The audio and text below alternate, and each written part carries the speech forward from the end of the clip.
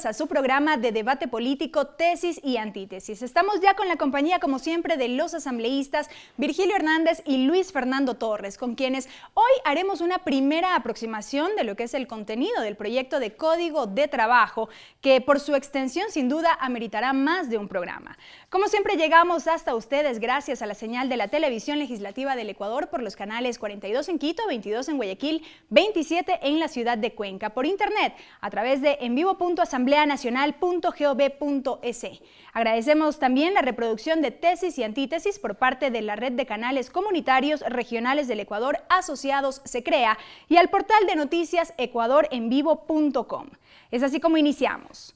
La propuesta del Código de Trabajo del Ejecutivo fue entregada de manera simbólica a la Asamblea Nacional.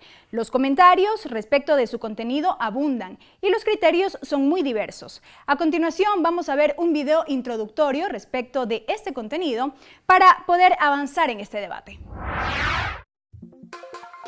El pasado 1 de mayo, Día del Trabajo, el ministro de Relaciones Laborales entregó el proyecto de ley del Código de Trabajo a la presidenta de la Asamblea Nacional, Gabriela Rivadeneira, en Esmeraldas, durante la reunión del movimiento Alianza País.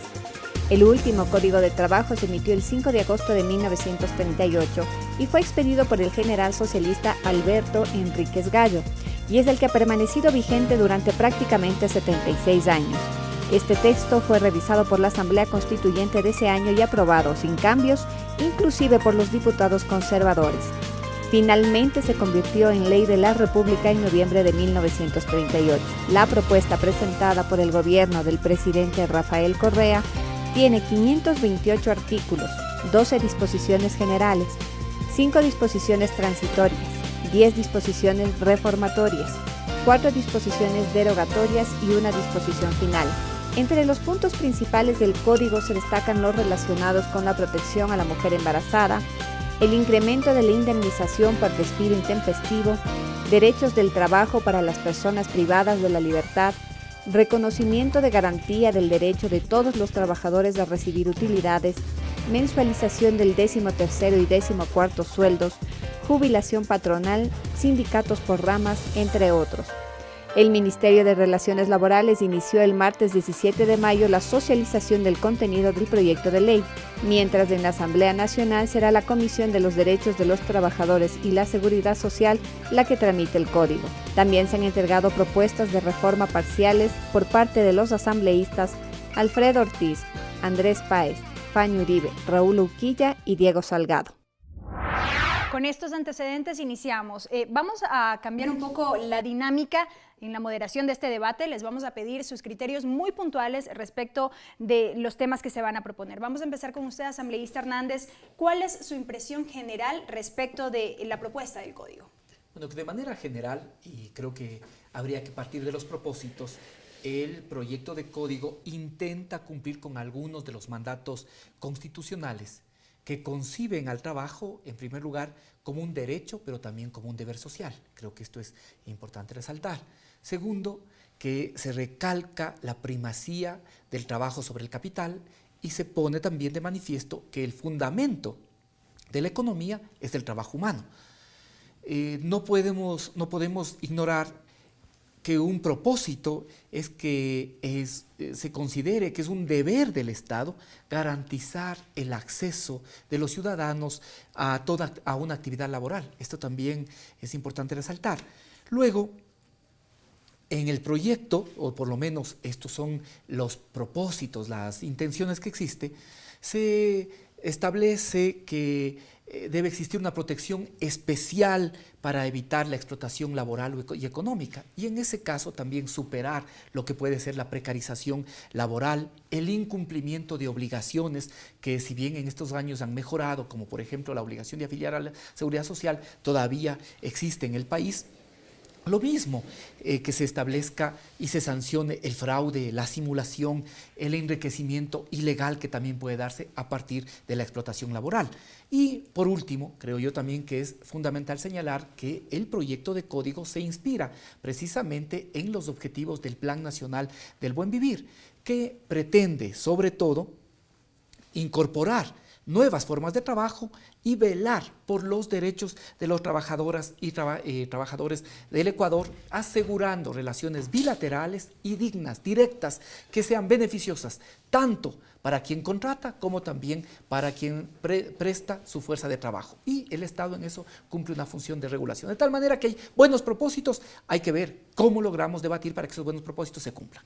Gracias. Recordamos a nuestros amables televidentes y radioescuchas que este primer bloque dentro del programa tienen 2 minutos cada uno para exponer sus criterios. Avanzamos con usted, asambleísta Torres, su impresión general.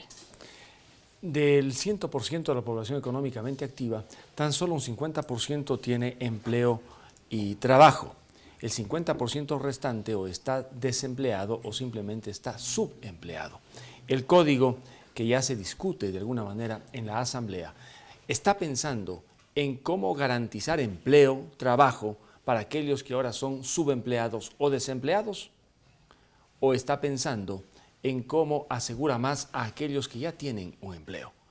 Definitivamente el código no piensa en ese 50% de ecuatorianos en capacidad de trabajar que ahora no trabajan o simplemente realizan tareas que normalmente se califican como aquellas correspondientes al subempleo.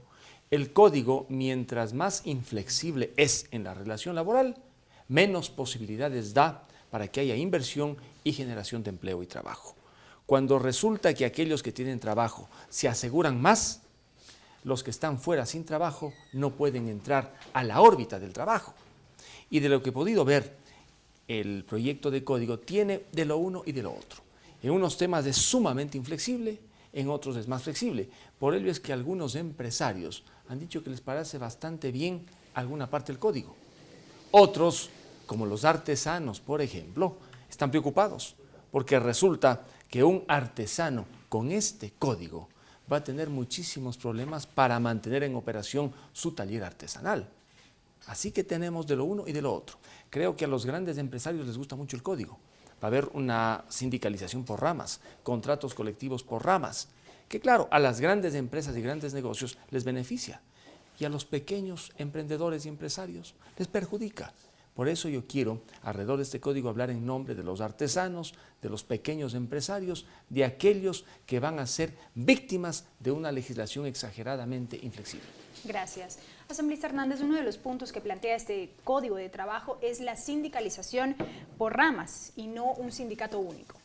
Sí, a ver, en primer lugar, señalar o plantear alguna observación respecto de lo que ha señalado Luis Fernando. Creo que hay que partir de un acuerdo básico, y ese acuerdo básico es que no puede ser que utilicemos como argumento el mantener la inversión o el mantener las fuentes de trabajo, si es que eso implica no cumplir con algunos elementos fundamentales de la ley. No creo yo que en este momento, por ejemplo, deberíamos poner en cuestión la seguridad social. Esto es un paso que el país ha dado. Hemos tenido que incluso tipificar como delito para que se cumpla con ese objetivo. Me parece que sería volver atrás, poner en cuestión más, asumiendo que esto es un argumento para que venga la inversión extranjera o para que se mantengan las fuentes de empleo. Lo mismo. Hay algunos derechos que se han logrado avanzar y creo que en este momento sería muy difícil poner en cuestión. Y es una de las observaciones que yo tengo efectivamente a este proyecto de código, que se topa y que se afecta a algunos derechos que están establecidos y por lo tanto se vulnera el principio de intangibilidad. Pero de eso tendremos posibilidad de conversar. A ver, creo que es importante señalar que hay necesidad de un nuevo código. Y hay necesidad también de mirar las relaciones laborales en el contexto del pleno siglo XXI. Los procesos de sindicalización por rama aquí pueden ser nuevos y pueden inclusive sorprender, pero está vigente en muchos países desde hace muchos años la sindicalización. ¿Y qué es lo que ha permitido? Precisamente amparar a quienes hoy están desprotegidos. Si uno ve, las tasas de sindicalización en los últimos años han ido disminuyendo. ¿Por qué? Minutos, 15 segundos. Han ido disminuyendo.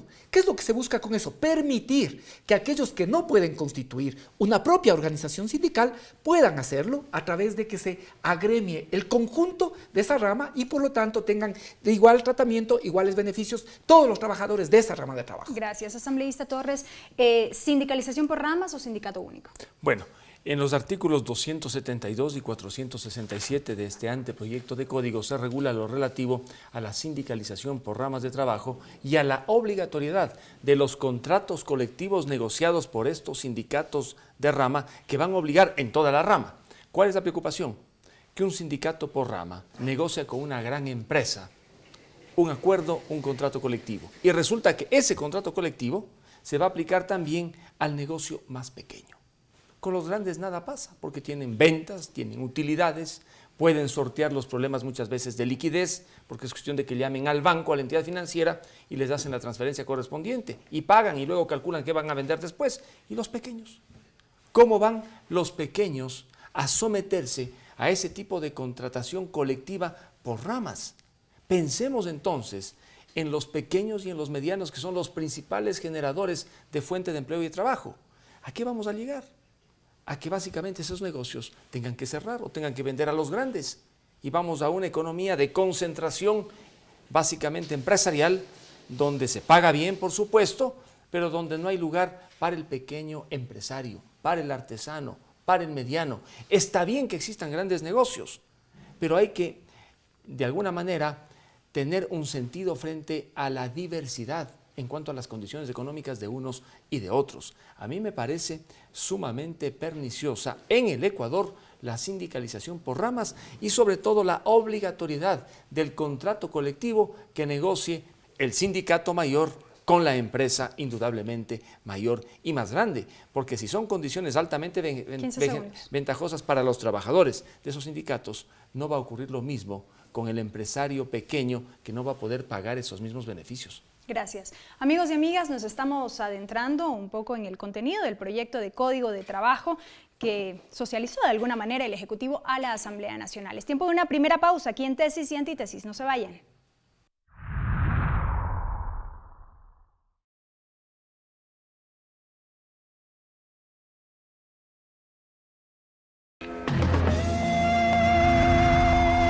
Regreso con más de Tesis y Antítesis. El tema de esta semana, el Código de Trabajo. Recuerden que llegamos hasta ustedes gracias a la señal de la televisión legislativa por los canales 42 en Quito, 22 en Guayaquil, 27 en la ciudad de Cuenca. Nos pueden sintonizar también por internet a través de envivo.asambleanacional.gov.es y por supuesto por el portal de noticias ecuadorenvivo.com. Un tema que sin duda ha causado expectativa, preocupación entre los ciudadanos tiene que ver con la mensualización de los décimos. De esto se ha venido hablando en los últimos meses y está contemplado en este proyecto. A continuación les compartimos lo que opinó la ciudadanía respecto a ese tema. Verá, la mayoría de personas con el 13º, el 10º, estamos desesperados, ansiando que llegue para poder cobrar. ¿Para qué? Para pagar o para comprar o para nuestras cosas que necesitamos y los chicos.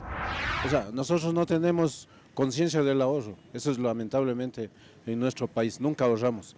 Siempre cuando nos dan el 13º, 14º, nos gastamos más de lo que tenemos y ahí vienen los problemas. El ahorro, usted sabe que ganamos poco y cuando se coge un poco más de dinero se gasta igual más. Entonces yo no pienso que se va a ahorrar en ese sentido. Pero no está bien de que nos afecte a lo que es sector público más. Debería ser voluntaria, no obligada. No estoy de acuerdo. Yo como trabajador necesito definitivamente que el 13º y el 14º sea como siempre lo ha sido. Si eres irresponsable con tu dinero, no va a servir de nada si te lo dan por partes o si te lo dan unificado. Entonces, es cuestión de cada quien. Es difícil de ahorrar porque no alcanza. No hay sueldo que alcance para nosotros. De la clase media no nos alcanza. Me parece que eso debería ser más para el área de construcción, sea cualquier índole de construcción, digamos de ingeniería civil o metalmecánica, en donde los empleados no son estables. Entonces me parece que una cultura de ahorro está bien. Todo cambio siempre nos trae problemas. como trabajadores y como ecuatorianos creo que debemos saber respetar lo que ya se estableció, ¿no? Asambleísta Hernández, en 2 minutos su criterio sobre este tema. Sí, muy rápidamente quiero decir también que efectivamente hay que cuidar que la sindicalización por rama no afecte o no lleve a un proceso de monopolización, pero al mismo tiempo hay que estar pendientes de que los trabajadores de la misma rama que realizan el mismo trabajo puedan tener la misma remuneración. Sobre el tema de la mensualización, en primer lugar señalar que es una propuesta, que solo es un planteamiento que en primer momento el presidente ha dicho que no está sujeto a discusión, el ministro ha señalado que todo está efectivamente puesto para el debate y creo que así habría que asumirlo. Ha señalado también que básicamente son razones macroeconómicas las que obligarían a que en el sector público sea obligatorio y que en cambio, y esto es importante reiterar, en el sector privado será voluntario. Por lo tanto, será cada uno de los trabajadores el que decida si quiere que su décimo se mensualice o se pueda recibir de manera íntegra.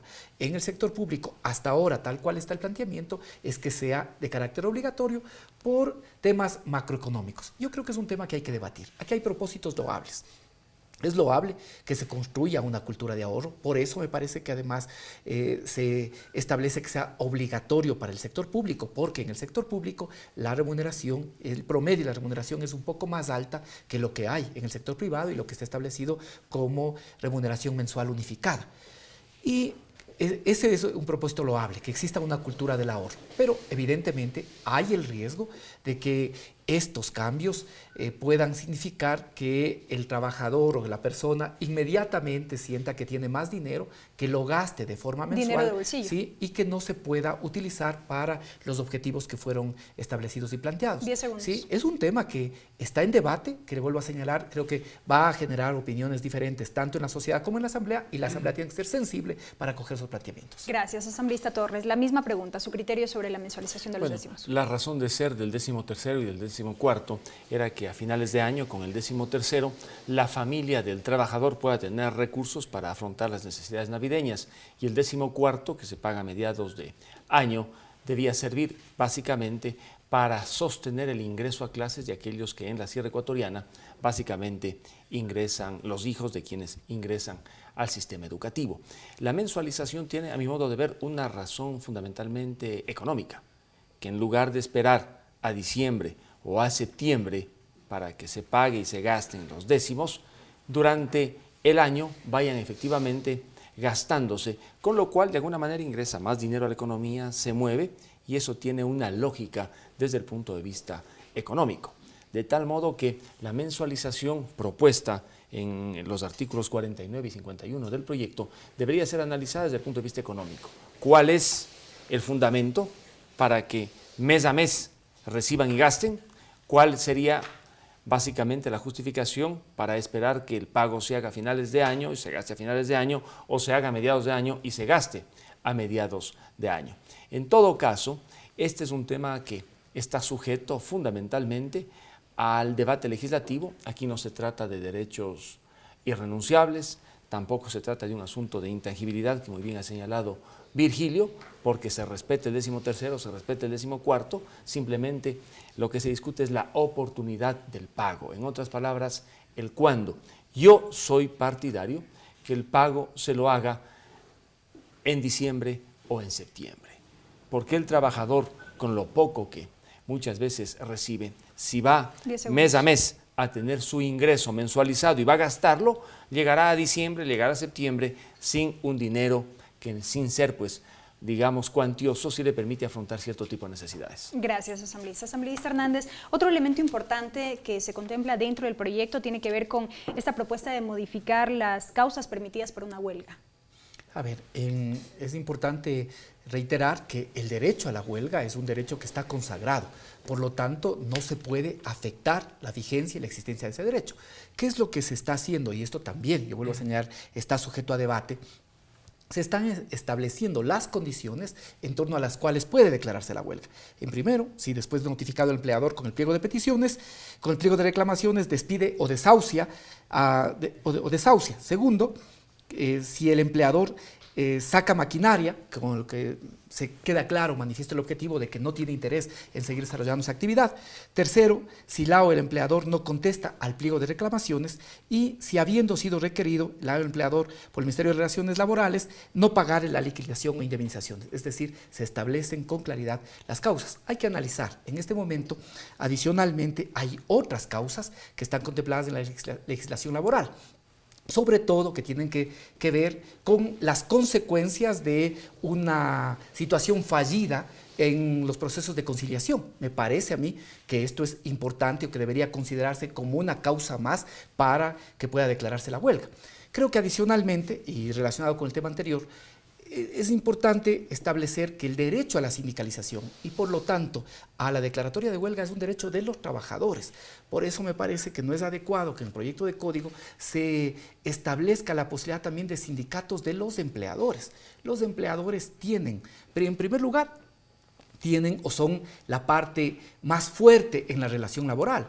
Y segundo, esto también hay que decirlo, tienen diversas formas de organizarse, tienen las cámaras, tienen agremiaciones de empresarios, de tal forma que ellos tienen otros mecanismos. Creo yo que el tema de la huelga tiene que ser visto en función de lo que manda la Constitución y lo que mandan también los tratados internacionales de derechos humanos y que tienen que ver con el tema laboral. Gracias, asambleísta Torres, la misma pregunta. Bueno, en este punto los empleadores tienen derecho al paro, mientras que los trabajadores tienen derecho a la huelga.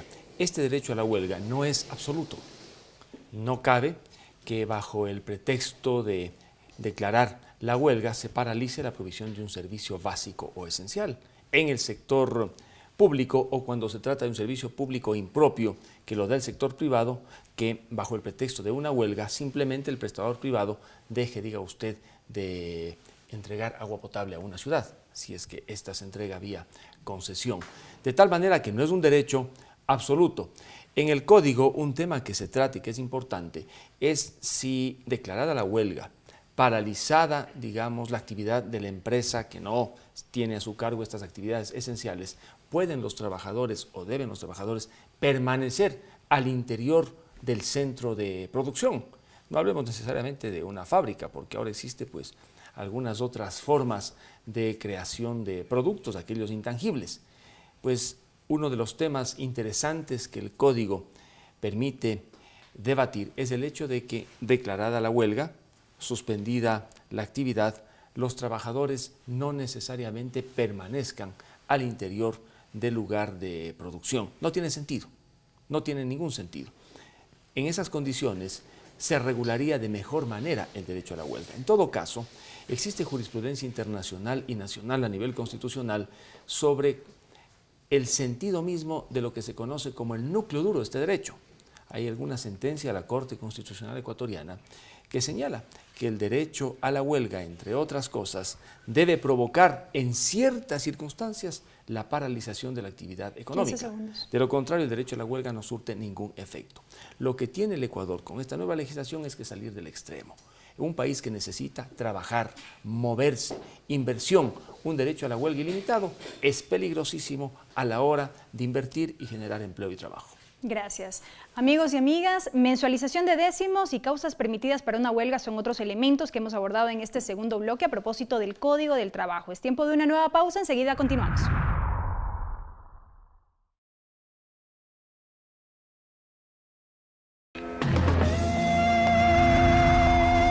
Recta final de tesis y antítesis. Aquí los asambleístas tienen 3 minutos cada uno para exponer sus criterios. Otro punto importante también dentro del proyecto de Código de Trabajo tiene que ver con la eliminación de la jubilación patronal. ¿Cuál es su criterio?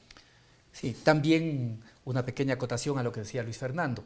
Creo que una huelga que no tiene la posibilidad de controlar al mismo tiempo los factores de la producción se vuelve ineficaz. Creo que debe ser uno de los temas que también debatamos en torno a este proyecto de Código del Trabajo. Hay un problema y hay que ver cómo enfrentamos ese problema. ¿Qué pasa ahora? Ahora tenemos que algunas empresas muy grandes, el Banco del Pichincha, del cual tengo documentos, por ejemplo, cuando se acerca un trabajador a cumplir o pasa de los 20 años, ¿qué es lo que hace? despide a estos trabajadores de manera intempestiva, con una forma artificiosa, creando un bono en el que se irrespeta por completo lo que les correspondería a los trabajadores por despido intempestivo.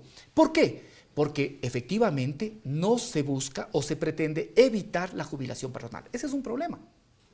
¿Qué me parece bien del proyecto? ¿Qué es el aspecto positivo? Que ahora en el proyecto se considera los años efectivos que han tenido esos trabajadores, que pueden ser despedidos con 19 años, en el caso que les menciono del Banco del Pichincha, son trabajadores que han sido despedidos después de 23 años de trabajo, ¿sí? 23 años de trabajo. Entonces, y prácticamente se ven imposibilitados de acceder a la jubilación patronal e incluso de acceder proporcionalmente a lo que les habría correspondido.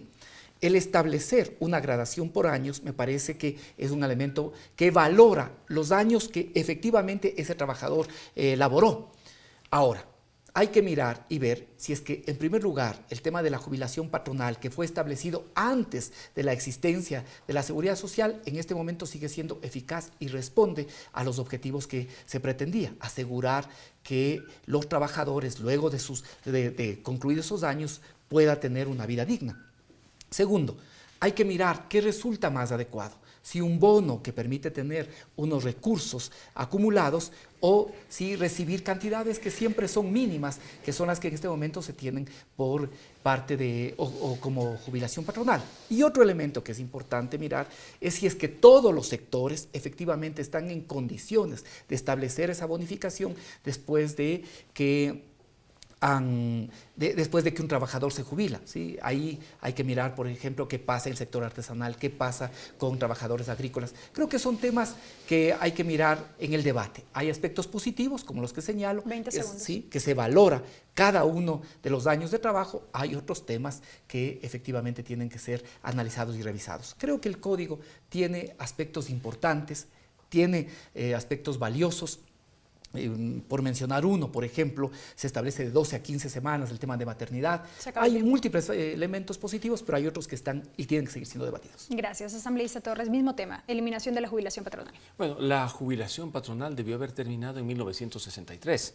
En el 37 se discute y se aprueba el código y se estableció que aquellos trabajadores que laboraran en una misma empresa por 25 años tuvieran derecho a la jubilación patronal. Y como dice Virgilio, se adoptó la jubilación patronal porque en ese tiempo no había el sistema de seguridad social que ahora conocemos, pero sí existe la seguridad social.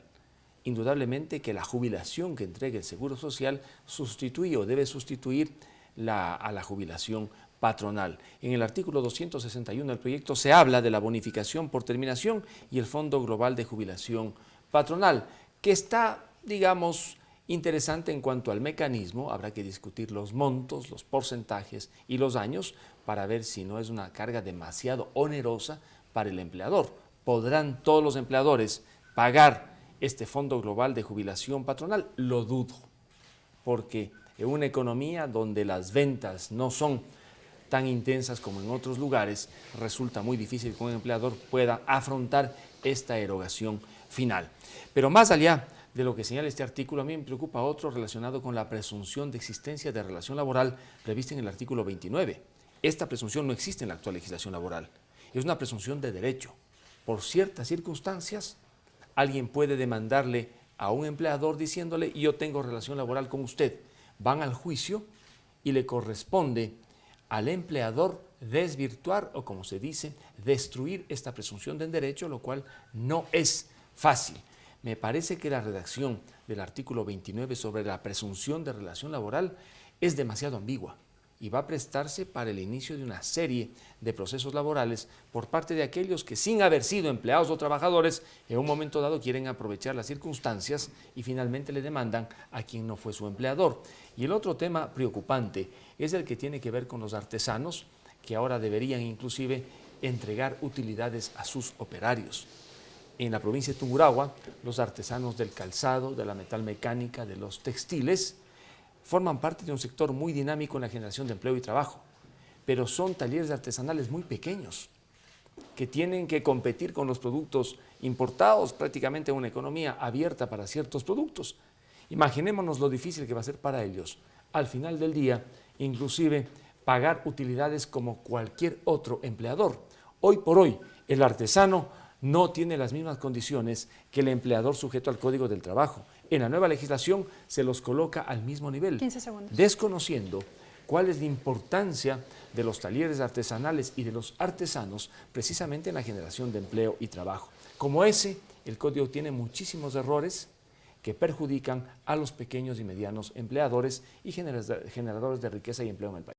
Gracias, asambleísta Torres, asambleísta Hernández. Gracias, amigos y amigas. Ustedes han podido escuchar estos primeros criterios. Recuerden que la síntesis la sacan ustedes. El video de este debate lo pueden revisar en nuestro canal de YouTube y en la página de Facebook del programa Tesis y Antítesis. Este programa se reproduce por la señal de la radio de la Asamblea Nacional los lunes a partir de las 8 de la mañana y se difunde por la red de canales comunitarios regionales del Ecuador asociados Se Crea y también por el portal de noticias ecuadorenvivo.com. Hasta la próxima ocasión.